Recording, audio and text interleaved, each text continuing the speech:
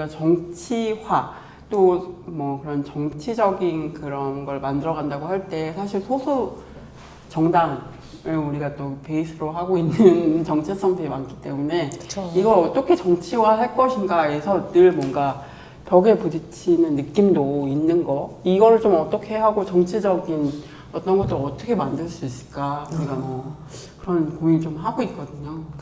법을 발휘할 데가 없어요. 아 맞아요. 뭔지 너무 구체적으로. 예. 그렇죠. 그 심정 저도 너무 지금 약간 맞아요. 저는 예산을 달라고 할 데가 없어요. 아니 그게 아니 진짜로 모르겠어요. 그러니까 제가 컨설팅을 그러니까 상담을 할 수 있잖아요. 여성 플러스 기술 연구를 하고 싶은데 그런 건 누구한테 R&D를 좀 달라고 해야 되냐, 혹은 R&D 예산을 그럼 어떤 식으로 만들어지는지, 뭐 연구 예산을 그러면은 어떻게 발휘를 해야 되는지 이런 프로세스를 1도 모르겠어요. 정말 하나도 모르겠는데 조언을 어디다 구해야 되지? 막 이런 생각이 좀 듭니다. 너무 어렵더라고요. 네. 조천 모임에서. 아 좋습니다. 네 좋습니다. 네. 그러게요. 네네. 그런 걸 연결을 계속 만들면 좋겠어요. 맞아요. 장희영 의원님 그러면 네. 지금 사실 원외로 지금 네. 계속 활동 계속 하고 계신데 가슴 이런- 아프기 시작하는 건가요? 이런 한계와 네. 우리가 정치적으로 우리가 뭘 하면 좋을지 이런 걸 좀 얘기. 네. 아 그것도 먼저 얘기해 주면 좋을 것 같아요. 우리가 뭘 했다. 그래서 이 정당이 왜 원내로 다 들어가야 되는가 이 네. 얘기. 네. 그 22대 총선 때 이제 하도 계엄 추격이 커가지고 약간 좀 화이트아웃 된 게 있는데 다시 이렇게 되살리려 보시면 22대 총선에서 그 여성단체들이 어퍼라고 하는 그 주권자 행동 어퍼라고 하는 거 이제 뭐라 그러죠? 연대체를 만들어서 만들고. 각 정당들의 공약을 평가를 했어요. 그래서 하나의 일목요연한 표로 만들었는데 놀랍게도 22대 국회에 그 헌법재판소에서 2019년에 낙태죄 그 위헌 판정했었던 그 보완 입법을 하겠다고 공약한 정당이 하나도 없어요. 성평등 교육을 강화하겠다고 한 정당 하나도 없고요. 차별금지법을 만들겠다고 한 정당은 딱 하나 있어요. 진보당. 네. 말고는 존재하지 않고 이제 지금 있는 뭐 기본소득당이나 뭐 사회민주당 등은 당시에 위성정당이었기 때문에 위성정당으로 이제 러닝을 해가지고 들어간 사람들이기 때문에 공약 자체가 없어요. 이런 정도의 근데 그 모든 법안들은 21대 때는 다 발의가 됐었던 법이거든요. 맞아요. 그래서 이제 진보 정당이라고 이제 많은 사람들이 원내 진보 정당이라고 이제 이해하시는 정당들이 뭐 조국혁신당, 진보당, 기소당, 뭐 3인당 뭐 이런 데들이잖아요. 이런 데들 합치면 사실 21대 때보다 많거든요. 맞아요. 심지어 조국혁신당 12석이잖아요. 맞아요. 네, 12석 이요. 독자적으로 어떤 법안이든지 발의를 할 수 있고 거기에 다 합치면 18석 정도 된단 말이에요. 거의 2개만 더 어떻게든 가지고 오면 교섭단체가 되는 수준인데 이렇게까지 21대에는 최소한 발의가 되고 논의가 됐었던 법안들이 전혀 논의가 안 된다고 하는 게 이 현재의 독자적 진보 정치가 사라진 정당 민주주의 괜찮나요? 그리고 되게 역설적인 부분은 22대 국회의 여성 의원 비율이 20%예요. 이건 최고 많아요. 최고 많거든요. 네. 역대 그 어느 역대. 국회보다 네. 많은데 네. 근데 그 수많은 여성들이 여성 관련 법안을 하나도 발의를 하지 못해요. 아. 말도 못해요. 내가 페미니스트라도 페미니스트라고 말을 못해요. 그럼 이거는 여성 정치가 잘 되고 있는 건지 잘 안 되고 있는 건지 모르겠다. 진단이 필요하다는 거죠. 그래서 이제 저는 최근에 강의를 할 때 이제 테마 중에 하나가 페미니스트 정치 개혁을 이제 말해야 된다라는 얘기를 드리는데 그게 뭐냐면 저는 22대 의원님들이 다 너무 이상한 사람들이라서 그러고 있다고 생각하지 않아요. 그 구조에 문제가 있는 거죠. 그쵸. 이 양당제를 강제하는 소선거구제 문제를 돌파하지 않으면 이 다당제 선거제도 개혁으로 나아가지 않으면 여성 문제뿐만 아니라 그 어떤 문제도 제대로 다뤄질 수 없는 구조의 국회가 점점 더 심화될 거라는 거죠. 그러니까 왜냐면 하다못해 차별금지법도 다 마찬가지예요. 그러니까 결국에는 그 국회의원 300석 중에서 46석 빼고는 다 소선거구제에서 결정이 되잖아요. 그러니까 동네에서 1등 하는 사람만 당선되는 구조가 되다 보니까 거기서의 필승 전략은 내가 잘하는 건 너무 어려운데 왜냐면 사회가 너무 다원됐으니까 상대를 악마하면 이기는 게임이잖아요. 그쵸. 그러다 보니까 내가 가지고 있는 모든 정치적 자원을 이런 분들하고 정책 대화를 하기보다는 상대를 악마화하는 데 쓰죠. 쇼츠 뽑죠. 이제 회의장 나가가지고 상대방한테 막 소리 지르고 그러면 이제 막 사람들 사이다라고 생각해주고 그런 일을 하고 비등비등하게 늘 그러니까 서로를 악마화하니까 첨예한 이슈들은 자꾸 발을 빼게 돼요. 왜냐면 득이 안 된다고 생각하니까. 네. 페미니스트로 낙인 찍히면 정치적으로 살아남기 되게 어려워지니까 그런 말들을 안 하게 되는 거죠. 그래서 이 구조로부터 자유로운 정치인은 아무도 없고 그래서 이 구조를 개혁해야 된다는 얘기를 이제 계속 드리는 건데 이 구조 개혁의 하나의 방편으로 이제 연동형 비례제라고 하는 걸 이제 도입을 했는데 준연동형 그죠? 네. 완전 연동도 아니니까 이제 반만 하고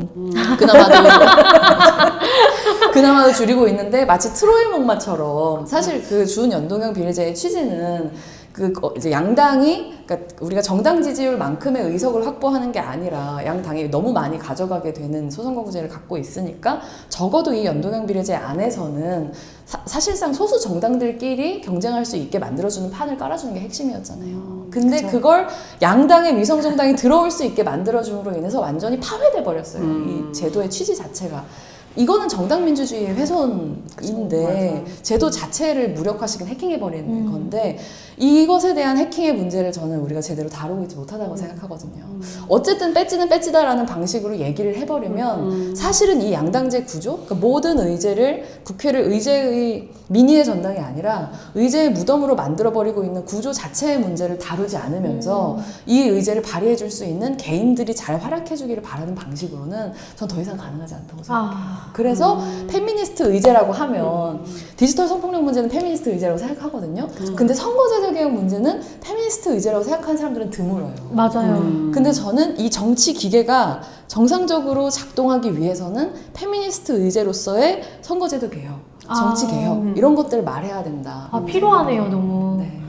사실은 제가 예전에 비례대표제 포럼에서 살짝 일을 했었거든요.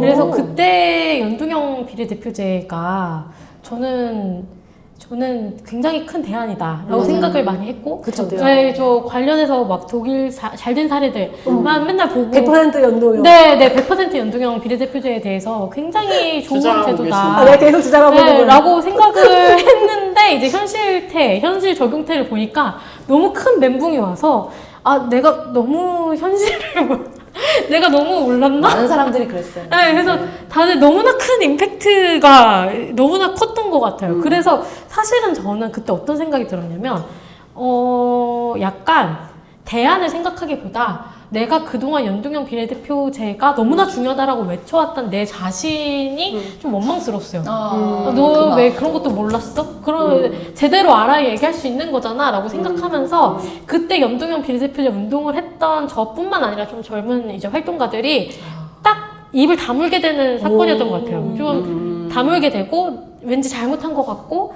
하지만 내가 지금 아는 것도 잘 아는 건가? 라고 얘기하기 좀 어렵고 그래서 사실 이 선거제도 개편이 너무 필요하다고 생각하고 중요하다고 생각하지만 섣불리 말을 못하게 되는 게 이게 약간 진보의 어떤 그 실패였을까봐. 혹시 우리가 같이 운동했던 것들의 부작용이었을까봐 우리가 몰랐던 약간 그래서 약간 되게 자정의 마음으로 마치 자숙하듯이 굉장히 그 이슈를 떠나게 되는 거죠. 자숙해야 되는 인간들은 한 트럭 있는데 아무것도 안 하고 있는데 그쵸. 여기서 자숙을 하고 있다. 그죠. 그래서 갑자기 떠나게 되는 것 같아요. 그 이슈에서 마음이. 보통은 그렇게 될 때 네. 그러니까 완전 100%로 가야지 왜 준으로 했냐 이렇게 생각할 텐데. 그래서 저는 그 왜 반여도 자녀를. 해보면 되지라고 생각했거든요.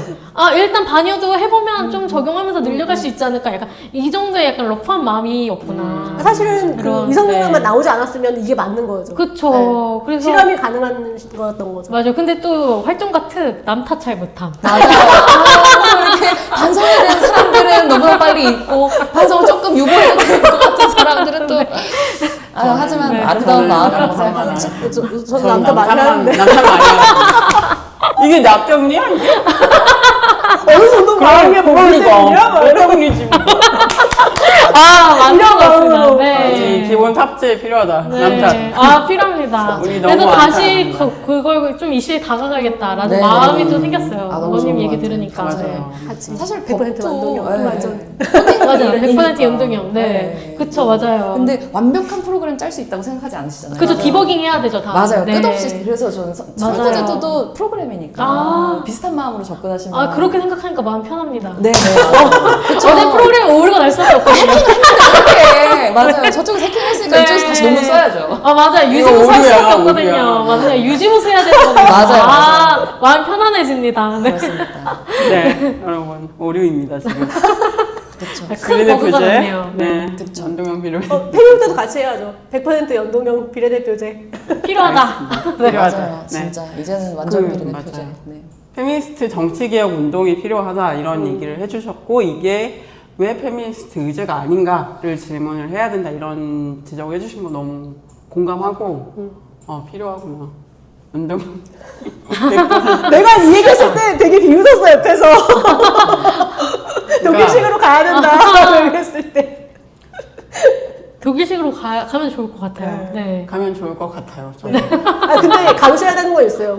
저는 이제 단체에서 계속 그 얘기 하는데, 그러면 우리 정광훈이 국회에 들어오는 것도 우리 감수해야 된다 해서, 나는 할 수 있다고 생각한다. 정리하게 그거보다 더 많은 수의 의석수를 갖는다면, 이라고 답을 하고 있죠. 저는 이렇게 대답을 합니다. 벌써 들어왔잖아요. 그러네요. 이당인 걸요? 네, 그러네요. 이것보다 나쁠 수가? 근데 제가 본 플랜카드는 국민의힘은 이제 꺼져라. 자유통일당에서 가셨죠?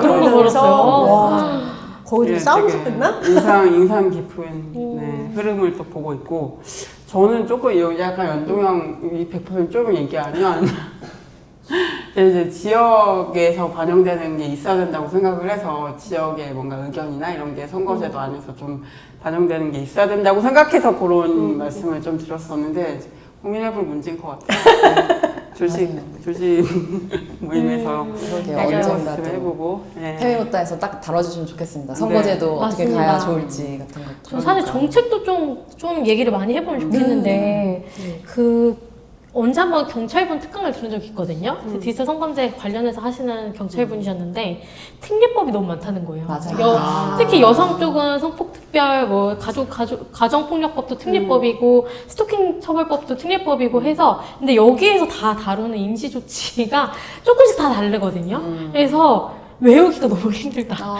맞아. 경찰도 빨리 이걸 캐치해서 뭐 임시조치를 시켜주든 뭘 하든 구속을 하든 구속영장 이거 하든 해야 되는데 이게 특례법이 다 다르고 이게 또 비슷하잖아요. 가정폭력과 뭐 스토킹과 이제 데이트폭력과는 다 비슷한데 조금씩 다르고 하니까 이것들을 법전을 들고 다닐 수는 없잖아요. 현장에. 그래서 임시조치 몇 호 이렇게 할 수가 없는데 이걸 좀 특례법 수준으로 계속 여성법이 만들어지는데 이걸 하나로 모아서 차라리 형사소송법 이런 쪽에 아예 규정화해서 넣는 방식이 필요한데 이런 쪽 구조가 조금 잘못되어 있다 보니까 앞으로도 계속 여성 쪽은 계속 특례법으로 추가될 수밖에 없는 구조적인 한계가 있다 이런 얘기를 하셨거든요. 근데 그것도 굉장히 맞는 말인 것 같고 어떻게 개편을 할 수 있을까 이런 생각이 좀 들었던 것 같습니다. 너무 맞는 말이라고 생각하고. 그래서 그게 실무적으로도 되게 문제이고 법적으로도 굉장히 문제라고 하더라고요. 맞아요. 네. 전혀 몰랐던 얘기였어요. 특례법이 계속 너무 많아서. 이렇게 추가되는 방식으로 뭔가 이슈가 있을 때마다 사안이 있을 때마다 그러니까 이제 통일이 안 되는 거죠. 네. 그럼요. 저희도 비슷한 거 있어요. 뭐요? 저희는 이제 미디어 쪽에. 네. 방송법이 있는데 방송법을 고치지 못하고 RPTV법 따로 만들고 무슨 법 따로 만들고 거기도 약간 예, 특례법처럼. 네, 그래서 네. 지금 이게 논란이 되면서 그렇죠. 통합미디어법을 만들어야 된다는 맞아. 얘기 계속 하고 있긴 하거든요. 네. 그래서 아마 예전에 정춘수 의원님이 여성폭력 방지법이라는 그걸 기본법처럼 맞아요. 딱 만드셨는데 이제 거기와 이 특례법들이 연결이 안 돼 있어가지고 약간 이 기본법은 사실은 근거를 만들려고 하신 거잖아요. 그것도 너무 좋은 시도이고 좋은데 약간 연결이 또 안 돼 있어서 계속해서 법 보정이 좀 많이 필요한 맞아요. 영역인 것 좋은 같습니다. 말 이렇게 돼 있는 네네네 맞아요 좋은 말. 그래서 친밀한 관계에서의 폭력이 원래 우리나라에는 없다가 그 여성 폭력 기본 방지법에 이제 들어가 있거든요. 친밀한. 네, 근데 거기에만 있어요. 친밀한 관계에서의 폭력이. 근데 거기에 규정도 없어요. 친밀한 관계에서의 폭력이란 어느 정도의 관계를 의미한다. 폭력은 뭘 의미한다. 이런 게 없고 그냥 친밀한 관계에서의 폭력을 포함한다. 근데 법을 네. 발의할 때 이제 그런 내용을 넣고 싶으면 그거를 다른 법에도 적용할 수 있는 것들 다 같이 한꺼번에 발의하지 않아요? 근데 이제 그렇게 하는 게 정석인데 네. 그런 강호의 돈은 땅에 떨어진 지 되게 오래됐죠. 아, 그리고 사실 통과가 잘 안 될 것 같아요. 그렇게 되면. 그렇죠. 왜냐면 검토해야 될 게 너무 많아서. 많아서. 네. 게다가 사실은 다른 위원회하고 연계되는 사안일 수도 있는 네네네. 거잖아요. 이제 그렇다 보면은 지금처럼 조각조각 나 있는 그래서 정치개혁으로 저는 기승전 정치개혁 정치개혁. 시대인데요. 아주 필요한 것 같습니다. 네네네. 이런 논의가 사실 형사소송법 개정하는 게 전 최근에 이 이재명 대표 형사소송법 개정 과정을 보면서 저렇게 형법 개정이 쉬웠어? 그러니까 그게 쉬운 거였어. 저도 오 저도 좀 그러니까. 패스트트랙에 네, 그런 느낌이잖아요. 네. 참 이것도 여기도 부익부 비익부인이 작용한다는 생각이 네. 많이 드는데 진짜로 개정해야 되는 부분은 이런 거죠. 한번 탈탈 털어가지고 그 기술 부채의 개념이 있잖아요. 그쵸. 개발에는 네네네. 똑같은 게 있는 거라고 저는 맞아요. 생각해요. 법에도 코딩을 하더라도 정말 한 줄로 아름답게 해서 아. 그것이 수학적으로 다른 이제 그 코딩에 영향을 잘 미칠 수 있게 네. 그렇게 여러모로 고민해서 나중에 쓸 사람들 생각해가지고 만들 네. 수도 있지만 일단 눈앞에서 필요한 기능 더해 네. 이런 식으로 만드는데 나중엔 이것들끼리 서로 꼬여가지고 아, 맞아. 작동 안 되고 이러잖아요. 맞아요. 정확하게 그 꼴인 거죠. 저희가 그걸 레거시라고 부르거든요. 레거시. 유산 이 레거시 코드라고 부르는데 제가 AI가 코딩을 대체로 잘하지만 레거시 분석을 못합니다. 아. 이렇게 더럽게 짜진 코드가 있다. 인간의 받아들이지 못하는 인간의 이 비효율적인 업무 이해하지 못해서 레거시로 가면은 AI가 다 너무 재밌다. 약간 처리가 너무 오래 걸리거나 이상한 코드를 만들어주거나 네 그러거든요. 그래서 아마 특례법들 정리해봐 이러면은 또 이거 못하겠습니다. 내가 코드 고고학자 같은 느낌이 드는 거군요. 네, 그러니까 그렇죠, 분명히 귀찮아서 여기서 멈췄구나 같은 걸 AI는 모르는 거예요. 그럼요. 왜냐면 저희, 좀 딴 얘기긴 하지만, 제가 예전에 어떤 유지부스에 들어갔는데, 거기에, 그 사내 시스템에 4번이 박혀 있는 거예요. 4번이. 누군가의 4번이 그대로 4번. 코드로 박혀 있는 거예요. 아, 이게 진짜. 뭐지? 누구 4번이요? 이렇게. 아, 사장님이요. 그래서 사장님이 접속하시면 무슨 메뉴는 안 보이게. 이렇게 돼요. 그래서 이걸 AI가 이해할 수 있을까? AI는 절대 이해 못하겠군, 이 코드를. 그러네요. AI가 인간을 정복하기 위해서는 시간이 좀 필요할 것 같아요. 엄청난 시간이 왜 필요해요. 이런 의사결정을 한 건지를 네, 너네 왜 사장님 코드를 여기다 박아놨니? 이러니까. 네. 법도, 특례법도 정리하려면 맞아요. 참 힘들 것이다. 네. 그쵸. 다 이 양당제를 고려한 코딩이었기 그쵸. 때문에. 맞아요. 맞아요. 네. 레거시란 무엇인가 네. 이 무덤 안에서 우리는 일을 해야 된다. 네. 맞아요. 그러네요. 여러분 희망이 좀 AI 인간이 이길 수 있다. 인간을 이길 수 없는 부분이다. 인간의 능력이 있다. 비합리성을 이길 수 없기 때문이다. 이런 생각이 설학적인 깊이가 있는 대화가 된 것 같습니다. 네.